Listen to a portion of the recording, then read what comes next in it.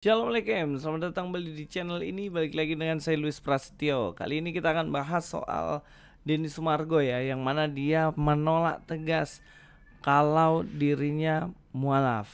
Dia nggak mau nih ini pancing-pancing sama Ustadz Dery. Mualaf. Dia bilang, enggak, aku percaya pada Yesus. Nah, kita lihat videonya ya. Kita kan nggak maksa, kalau maksa tuh nggak boleh, kalau ngajak boleh, karena sayang kan. Kenapa mau ya? Kalau aku tuh setiap ketemu orang non Muslim, pasti aku ajak masuk Islam. Iya, nggak ada salahnya. Tahan dulu. Saya nggak termakan langsung ya.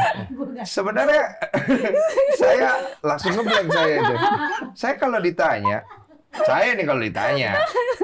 karena saya background saya mempelajari, saya menyukai. Kalau ditanya saya ikut siapa? Kalau ditanya saya ikut Yesus. Ya jelas ya, Denny Sumargo mengatakan bahwa saya ikut Yesus begitu. Nah, kesetiaan itu penting. Dalam mengikut Tuhan, kesetiaan itu penting. Sekali pengikut Yesus, tetap pengikut Yesus. Kenapa? Karena Tuhan itu mau umatnya untuk setia. Tuhan tidak suka jika umatnya tidak setia. Sama seperti hukum Taurat ya. Hukum Taurat kan ada 10. 1, jangan ada padamu Allah lain di hadapanku. 2, jangan membuat bagimu patung untuk disembah. Nah, hukum yang pertama, tidak boleh ada Allah lain di hadapanmu. Kalau Denny Sumargo ini mendua hati, memilih Allah lain, berarti nggak setia. Tapi dia tegas ya mengatakan bahwa dia setia, dia pengikut Yesus. Nah, bangsa Israel dulu itu pernah berkhianat hingga Tuhan itu murka, marah. Kita akan lihat ya dalam kitab Hosea. Saya mau ajak kita untuk baca kitab Hosea ini. Dalam kitab Hosea dikatakan, Hosea 1 ayat yang kedua, ketika Tuhan mulai berbicara dengan perantaran Hosea, berfirmanlah ia kepada Hosea, pergilah, kawinilah seorang perempuan sundal dan beranaklah anak-anak sundal, karena negeri ini bersundal hebat dengan membelakangi Tuhan. Nah, ini aneh ya, perintah yang aneh dari Tuhan berikan kepada Hosea. Hosea ini kan nabi yang mana dia ya tentunya dia pilihan Tuhan, dia setia dalam pelayanan dan lain-lain. Tapi di sini justru disuruh menikahi, mengawini perempuan sundal. Perempuan sundal berarti perempuan yang nggak baik, yang nggak benar gitu. Loh, kok Tuhan nyuruhnya nikahi orang begini? Kan biasanya kalau orang tua ya suruh anaknya itu supaya dia menikah dengan orang yang baik-baik. Latar belakangnya bagaimana, bibit bobot bebetnya gimana gitu. Tapi di sini justru Tuhan menyuruh si Hosea itu menikahi perempuan yang nggak baik-baik, yang nggak benar. Kenapa? Itu menjadi gambaran relasi antara Allah dengan jemaatnya. Itu kan jelas itu adalah relasi digambarkan sebagai hubungan suami istri. Nah nih pasangan ini Hosea dia menikahi perempuan sundal, berarti kan ini mengindikasikan bahwa Hosea dia yang setia dengan perempuan sundal yang dia sama sekali tidak setia. Jadi ini penggambaran yang tepat yang disampaikan untuk menggambarkan bangsa Israel yang tidak taat, bangsa Israel yang tidak mengikut Tuhan dengan sungguh-sungguh, bangsa Israel yang gak setia, tapi justru dia meninggalkan Tuhan. Sehingga di sini ada perintah di mana pernikahan mereka dikaruniai 3 anak, ya kan? Nah ini coba kita lihat sini. Ketika anaknya lahir disuruh memberi nama Yisrael. Allah akan menaburkan, itu ya Hosea 1:4.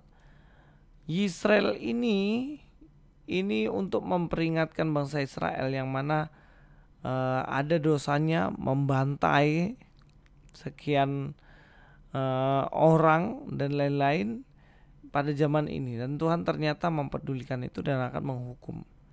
Nah, lo ruhama tidak dikasihi. Jadi lo ruhama ini sebagai gambaran anak-anak yang hasil dari persundalan ya. Bagaimana lo ruhama tidak dikasihi, bangsa ini tidak dikasih lagi Tuhan. Sama lo ami, anak yang ketiga, yaitu bukan umatku. Jadi kalau kita lihat hal begini, Tuhan semurka itu karena apa? Dia cemburu. Dia tidak mau umatnya itu menyembah pada Allah lain. selain daripadanya. Makanya Tuhan berjanji akan menghukum mereka. Bahkan engkau yang paling dikasih, aku tidak mau mengasihi lagi. Wah, susah ya kalau punya pasangan sudah gak mencintai lagi. Ini bahaya nih. Ya, kita lanjutkan. Kita tahu kemarin saya sudah sempat bahas soal Salomo ya, punya 1000 istri. Tapi pada akhirnya dia membangun rumah berhala dan ikut menyembah kepada berhala itu. Walaupun dia pada akhirnya bertobat ya. Kitab Pengkhotbah itu indikasi yang menunjukkan bahwa Salomo ini bertobat. Memang seperti itu. Tapi jadi persoalan, dia pun bisa meninggalkan Tuhan karena ini. Karena menikah banyak istri yang tidak seiman dengan dia. Dan inilah yang mengakibatkan pada akhirnya Salomo jatuh dalam dosa. Dalam 1 Raja-Raja 11 ayat 4-5, sebab pada waktu Salomo sudah tua, istrinya itu mencondongkan hatinya kepada Allah lain, sehingga ia tidak dengan sepenuh hati berpaut pada Tuhan Allahnya seperti Daud ayahnya. Demikian Salomo mengikuti, nih cluenya nih, mengikuti. Kenapa? Karena dia menyediakan tempat untuk penyembahan berhala.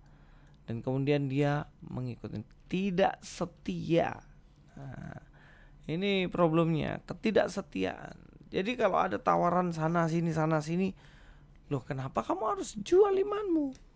Imanmu udah bener, lanjutin. Jangan kasih kendor gitu loh, tetap setia sampai akhir.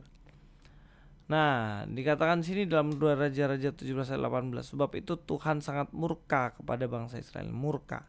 Kenapa? Karena punya Allah lain dan menjauhkan mereka di hadapannya. Tidak ada yang tinggal kecuali suku Yehuda. Celakalah Asyur yang menjadi cambuk murkaku. Memang Asyur yang dipakai untuk memukuli, membuat jera bangsa Israel. Oh, ternyata gak muncul. Nah ini bagaimana dikatakan, sebab itu Tuhan sangat murka kepada Israel dan menjauhkan mereka dari hadapannya. Tidak ada yang tinggal kecuali suku Yehuda.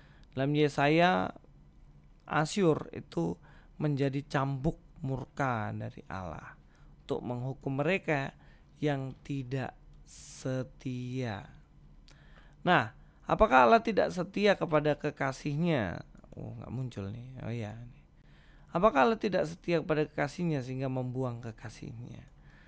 Nah, ini memang hukuman Tuhan itu membuang bangsa ini dijajah oleh musuhnya. Sehingga bangsa Israel kemudian hidup dalam kesengsaraan.